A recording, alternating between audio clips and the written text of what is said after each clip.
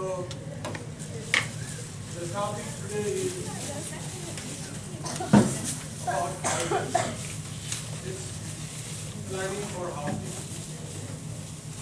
So I think you are very much familiar with housing, and it's not an unknown thing. So let's try to figure out, what is housing? Can anyone like to try what is housing? Okay, let's put it this way. What is the difference between house and housing? There are two words, house and housing. What is the difference? So we have to understand this. So this is all about, we are talking, and first let's think about what is a house. It's a very simple question, no? But to figure out the answer, we need to think a little bit. For example, what is a house? It's a place for family upbringing. It's simple. Family live, family develop their physical, social, and educational things. It's very simple. And the second is a safe and secure place to relax or grieve. Relax means you relax, you feel free, and grieve means also if sometimes you are disturbed, you feel something bored, then you come at home and try to recover from that sorrow, that failure. So it's a place for secure, place to relax and grieve. The other point is it's a place for thinking and strategy making. It's not only a physical structure, it's a place for thinking. You try to think when you are alone, you try to think with your family and develop your strategy. Every day when you come out of your home, you come with some strategy. You bring so that strategy you develop at home. And also it is a place of economic enterprises. Many people who use home as a shelter as well as some economic enterprises, especially these days through computers, you can do a lot of things. So also in a small sense that it is also a safe place to live, in the sense when you sleep at night, we need some enclosure, because we are unconscious at that time. So somebody should take care. If somebody is not there to take care, you have some safe enclosure for your safety. So that is also the other advantage of having a home. Okay, this is about the house. Now let's talk about the housing. What is housing? Is housing and house the same?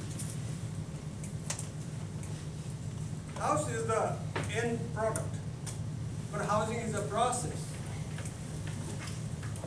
And to reach at that end product, you have to go through a lot of processes. Your housing priority may be different, your need may be different, and the process of acquiring the house. You may have different story of acquiring a house, and the other man may have different story of acquiring a house. So it's not a static, it's not a building, a roof, and structure alone. You have to go through several processes. There are several stories of getting home. So it is a dynamic process. For instance, let me tell you, if somebody comes from outside, what he does.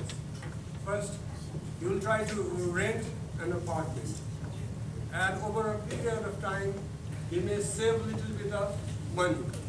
If he saves a little bit of money and finds that the rental apartment is not sufficient for his family, then if his income is increased, then you will try to have one own apartment or go for a own residential building. So that keeps on going, and then you may sell that and somebody else will buy, and he will go to the higher level of housing. So it's a dynamic process. So the house is the end product for housing is a continuous process of getting. For example, to develop a house, what do you need? You need a land. Land is very costly. You have to have the access to land. Then you have to have infrastructures. Like, just imagine a house without a water supply and electricity. So infrastructures are very important. Third is the finance. If you don't have savings, if you don't have cash, and if you don't have money, then you cannot acquire a house. That's very important. The other is security of tenure. Means your ownership on property. Like if you are not sure, I mean after 3 years your ownership will go, or your lease is for a short period of time, then you don't like to invest in that housing. You don't like to put money on that. Or you feel insecure because there is uncertainty. After some time you are going to lose that house. So that will make you unstable. And security of tenure is very important to have a secured and good house. And the other thing is labor. Of course, house you can see everywhere the construction is going, and without cheap labor, the housing will be costly. So labor is a very important factor. The other thing is the technology. How you build the house, how energy efficient it is, how it is climate friendly, and what are the other things. So these are all the technology part. It's also very important to have a good house. And the last is the construction materials. So construction materials, are the construction materials available? Are they cheap? Or are they very expensive? That will impact on getting the housing. So housing, there are a lot of inputs that are required to build a house. So housing is also a very costly item. It's one of the costliest items in the household matter. Like in the United States, 35% of the households live in unaffordable housing. That was in 2007. Means they spend more than 30% of their income, even up to 50% of their income on housing. So what happens if you spend, so housing is very costly. One part is the land is costly and the building is costly, and there's a developer's profit. So altogether makes it very costly. So as a matter of fact, people having a low income, a reasonable income, will have difficulty in getting that house, because 35% of the households in the United States spend 30 to 50% of their income on housing. Generally, if you spend 30% or above, then that is considered unaffordable. Just consider if you earn, say, $2,000 a month, and if you spend $1,500 and $1,800 in one apartment, which is the real thing that I experienced, and your income is $2,000, how much is saved? So with that amount of money, the living will be very difficult. Say if you are $2,000 and $1,500 within $500 by $500, it will be very hard for you to survive for 1 month. So it's very costly also item. So that is also we should consider, and getting it is very difficult. Housing alone is not sufficient. If you don't have good access to transportation, you are living in a remote area, then also it will be hard for you, because your job may be very far away, and you spend a lot of income on transportation. If you spend a lot of income on transportation, and your job is not very high paying, then it will be difficult. So housing in isolation is not enough for good quality of living. So housing should be connected with the transportation. Public transportation, cheaper transportation. So that is another factor. So let's see the housing delivery systems. In how many ways the housing is delivered? I mean, one is you can buy a private residential building. You buy one single building, your own building with a good land and all. That is private residential. Other is public housing. That is, government builds the housing and gives to the people in subsidized rent sometimes, and sometimes free to low-income people. So we had in China, you had a Danwei system. That is also subsidized some kind of public housing. So that is another form. So private residential, public housing, and public and private rental housing. There are rental apartments. That's where we live here. There's rental apartments, private rental apartments, and also there may be government rental apartments. And there are informal housing, the last one. You know what do you mean by informal housing? Temporary. Informal housing means you form, like a squatter settlements, you know. Slums and squatter settlements, they are taken interchangeably, but do you know squatter settlements, squatter? Okay, let me tell you. The migrants and poor people, they come from rural areas and try to stay in cities for jobs.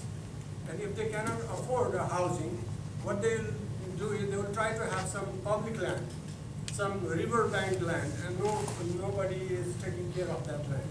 It's a public land, it's a government land. And they try to make small sheds, you know. They try to make small sheds. And they live there at night and go to work at the afternoon. So that is how it is. They don't have the ownership and right on the land. Land doesn't belong to them. It's illegal in that sense. But they have made some kind of sheds, a small temporary sheds. The working class people, they make sheds, and that is informal housing. That's not formal, that's not legal. That is, they have just occupied the place to survive. So it's a kind of temporary, illegal shed. So that's not informal housing. That's also one way of delivery of housing. Private residential building is one way. Public housing and rental housing are the other way. But there are also a process how people acquire their shelter who are very poor. So that is informal housing. So housing is divided also. There is a social division between housing. For some, housing is basic necessity. And for others, housing is a luxury. For a poor person,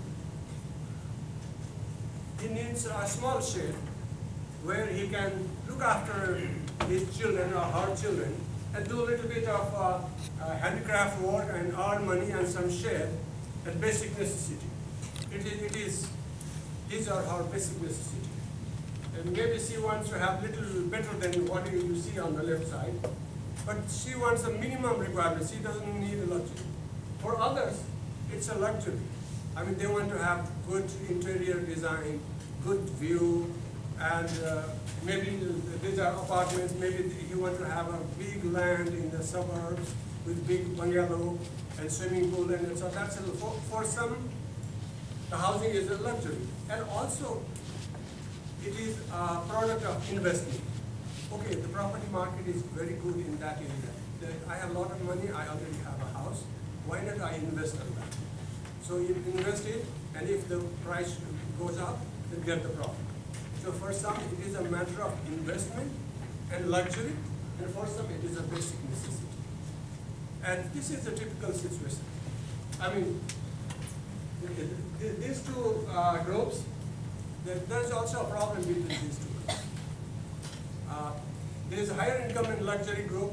They don't want these kind of low income people come nearby and live their areas. They believe that will spoil their environment, the property value will go down, and they are not good people and things like that. So there is not only a social division on physical sense, there is also a division in terms of discrimination or racial terms. So these are other problems of social division in housing. So let's say the case of UK. In UK, you will find three categories of people in need of housing. Families of unemployed are 30%. Families who don't have job but they have a lot of family members, so they are 30%. People working in insecure jobs. Their job is not secure. Sometimes, anytime their job can go away. So insecure people are 30%, and privileged class are 40%. So 60% are insecure, vulnerable type of people, and 40% are privileged class. So these are the two types of class, and they have two different needs of housing. And so that's why our policies should address to both of these types of needs. So let's talk. We talked about that housing is a complex thing, housing is expensive, in housing there's a social division, and getting a housing is a long process. And now let's see, does housing affect cities' economy? Yes. Does housing cost can affect the entire city's economy or not? So that is another question. So I want to tell about that. So let's say these are the median house value. I mean the increase of median house value in some cities in the US. San Francisco, Boston, and other places. You see the San Francisco have the highest increase in home value between 70 to 2,000. And second is Portland, third is Boston, and there are Los Angeles, and all these cities, big cities are having very expensive housing, huge rise in price. So they are housing price. So what is happening is that these cities are losing the population, their population. Between 2000 and 2004, Boston lost about nearly 5% of their total population. And San Francisco lost 8%. These are the ones I showed you earlier slides. These are the ones having very high home price. And these were the ones losing the population. The population were leaving from these cities. Why they were leaving? Were they going away from there? Because the housing costs in these larger cities were very expensive. So because the housing cost was very expensive, there maybe 50 to 60% of their income goes on rent. Rent is very high in that city, and then they wanted to move out to other areas like North Carolina. There are other places where the housing price is very low, so that and the job is very good, so that they have a good job and housing price is low, so they will have good margin of income. So that's why these people went out of this town. So more and more when people leave from these central city towns, more and more skilled workforce leave from these larger towns. That means it's a loss of the skilled workforce in the city. And also what happened is that as more and more workforce went from high-cost housing region to low-cost housing region, so did the jobs and companies. Because companies also found that a lot of the skilled laborers are going towards the low housing cost regions. So why don't we establish our factories and companies there?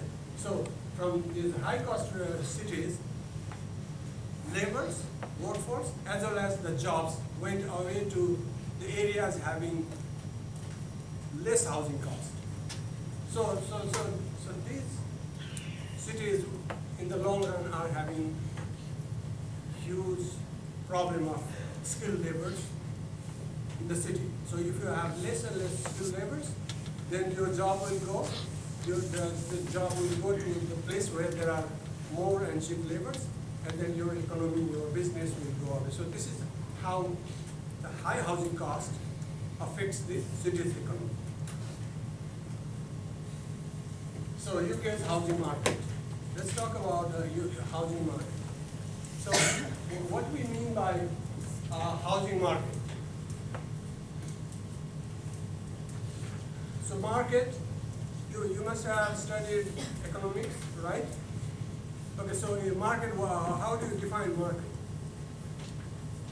So market means a place where sellers and buyers meet together to sell and buy goods. So it's a market. But the housing market is different from the other markets, like it's a fixed asset. You cannot move into the market. You may have a model of a housing as a market, but not the house itself. So it's a market. So the sellers and buyers, when there is adequate response to the buyer's demand by the seller side, then housing is relatively cheaper. So that is how this is market. The demand and supply matters to the housing price and affordability.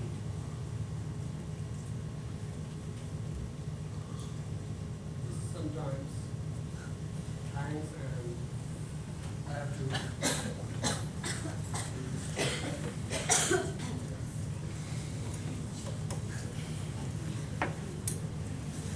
So this is the technology part.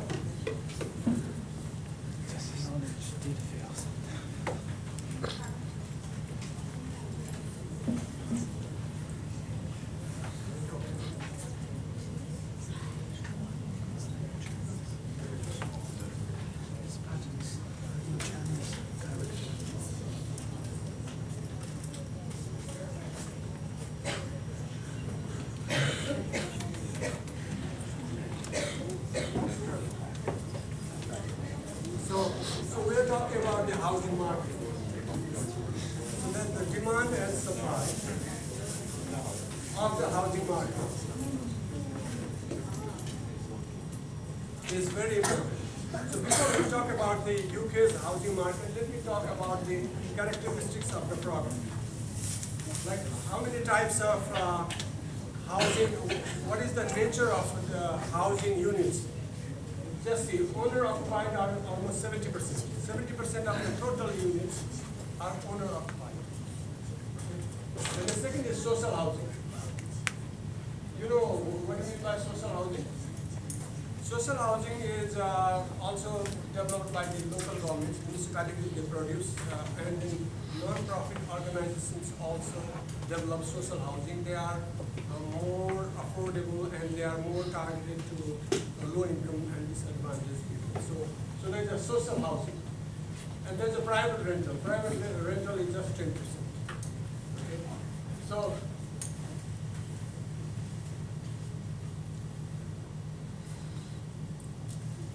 let's again.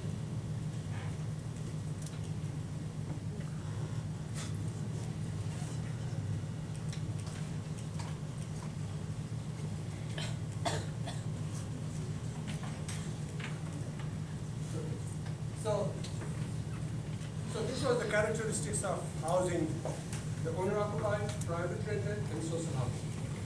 So let's talk about the demand and supply of housing. So the real housing market depends upon the demand side, the population. If the population is growing, there is a growing demand of housing. And if your income is growing, then the income will also generate demand of different categories of housing, maybe more luxurious housing or more good quality housing. And the supply side, existing stock. So what is the supply side? If population is increasing and income is increasing, there's a different, unique type of demand. And what is the supply response? What is the existing stock? Are they really responding to the population and income or not? That matters the housing market. So if they are not responding, then housing price will go up. If they are responding to the income and population, the existing stock and new housing development, then the housing price will be more reasonable. So other factor is household formation. What is the household size? If small household size are increasing more and more, then you need a different kind of housing demand. And if you have a large household size, then you will have a different kind of housing demand. And if you have a different kind of household size and your response, your production of housing is different, then there will be a mismatch in the market. So there it may create a problem. So other is location. What kind of location the housing need is? I mean, people are demanding for housing in what kind of locations? And where you are producing locations. So the production should respond to the need where it is needed. and the quality. So what kind of quality people are looking for housing, and what kind of quality is produced by the producer sector, developers. So this should match. If it matches, then there will be a reasonable price and affordable. But if there is a different kind of demand and that demand is not met by the supply side, then there will be a high price of housing.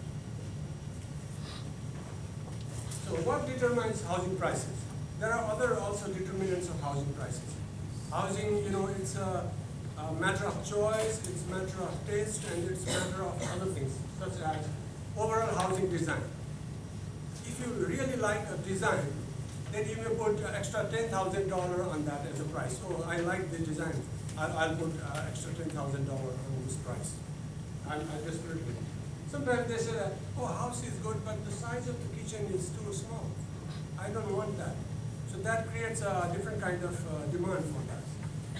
Small size kitchen. So I don't spend this money because if they give me a lower price, then I will accept this size of the kitchen. Or if the kitchen size is very huge, you may put extra money on that. Now there is proximity to public transport.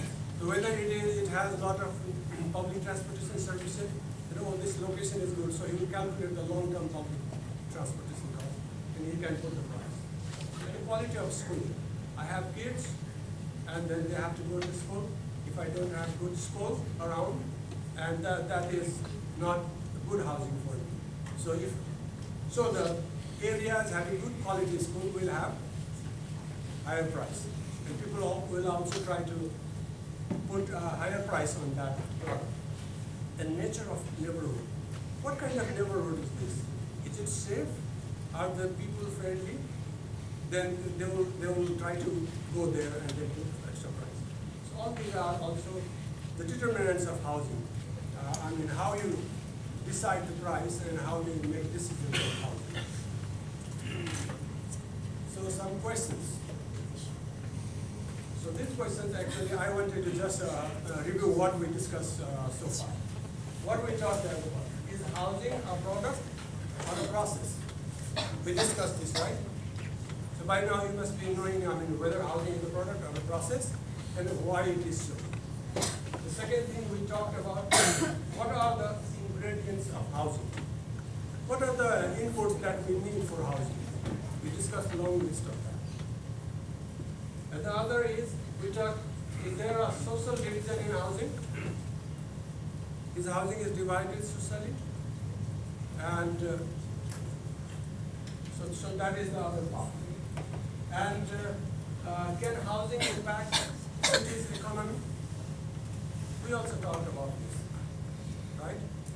Can anyone tell how cities' housing impact on the city's economy? Anyone of you like to try?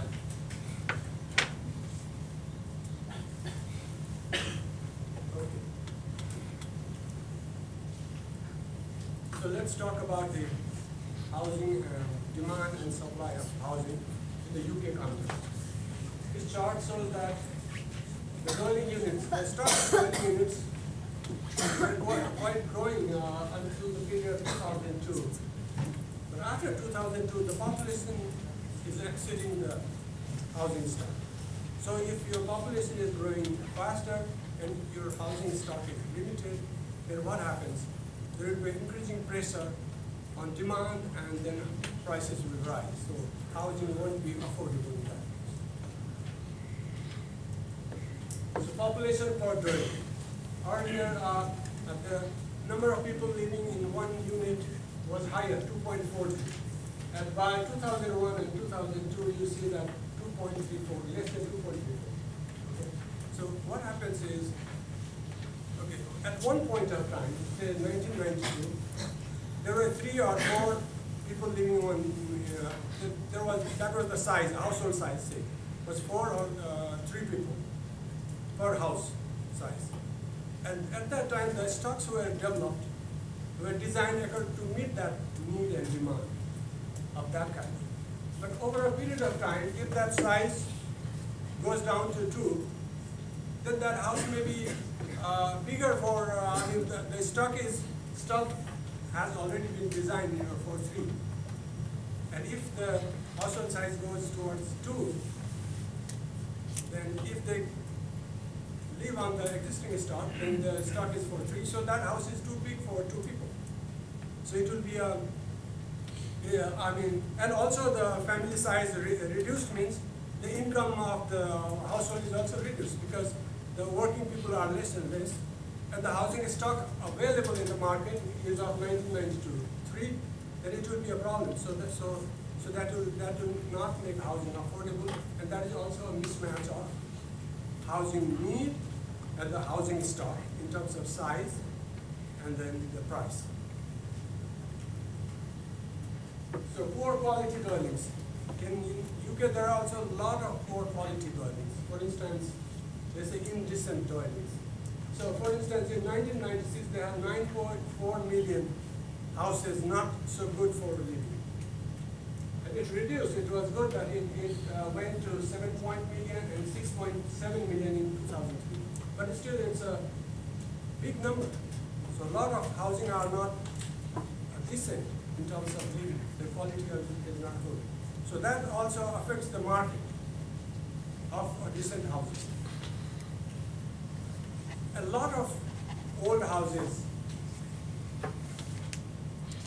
that were not good for living and one had to demolish it.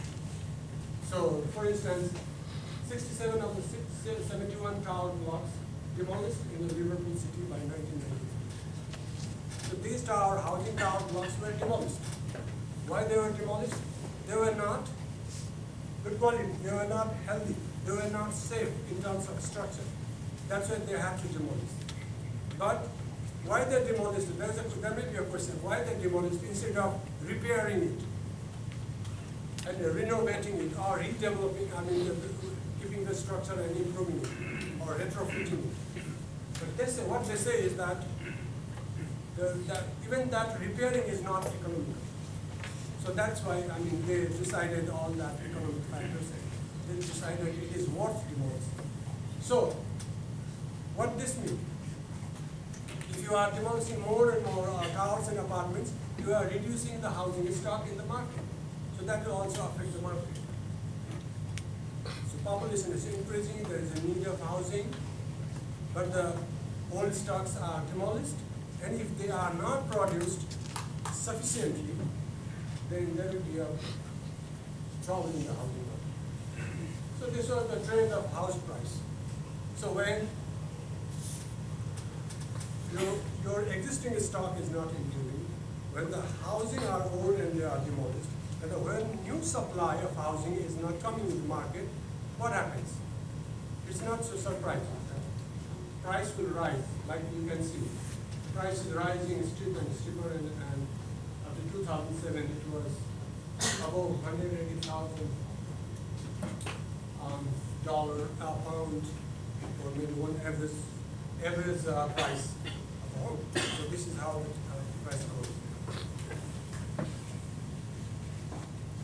So what is the and what are the other impacts of this kind of trend of housing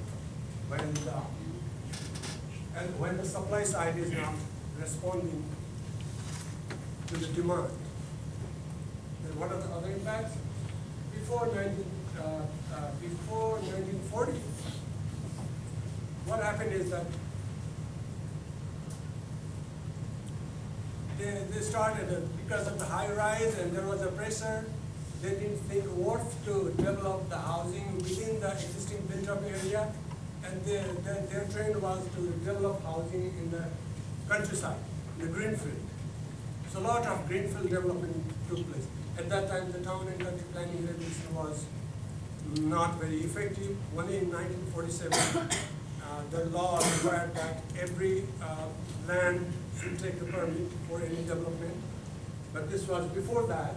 And at that time, to respond to the high demand of housing, the developers started developing in the greenfield. Countrysides were under increasing pressures. Not the city, but outside the city. the countryside. And over 4 million new homes were built on greenfields at that time. So that was the impact of the high housing price. So what were the key housing issues of UK? First is housing supply is not matching the growth. The second is the decrease in household size and also the affordability. The household size decreases and your house is starting bigger, this is a problem. There are aging housing stocks. Housing stocks are getting older and they have to be demolished. So that will further reduce the housing stock. And rapid rise in house price. And there is a rapid rise in house price, and there is an increasing pressure to develop the greenfield. So these are the key UK's housing issues. So housing policies. So what are the housing policies UK is trying to put forward? So they are, I mean, their documents say that decent homes for all is their housing policy goal. They want to give decent homes for all, and by 2010, UK wants to accommodate 70% of vulnerable households in private housing. Vulnerable households means low-income households, very poor people. They have a target that by 2020, they want to accommodate 70% of vulnerable households in private housing, in decent housing. So that was their goal. And the other policy types they had initiative was area-based policy. Where to develop housing. You can't do housing development everywhere. You have to do housing where it is really needed, the priority areas. There are critical areas, maybe South London and other places, there are critical areas where housing is very bad. They are desperately in need of repair. And that area should get the top priority. So area-based policy, not everywhere housing. Not housing everywhere, but area-based policy.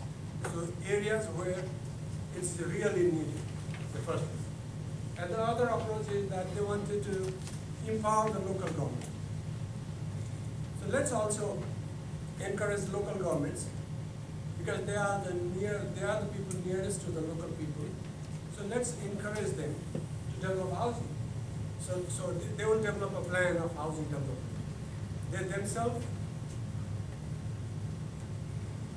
initiate social housing projects, or they encourage non-profit organizations in the locality to start their housing.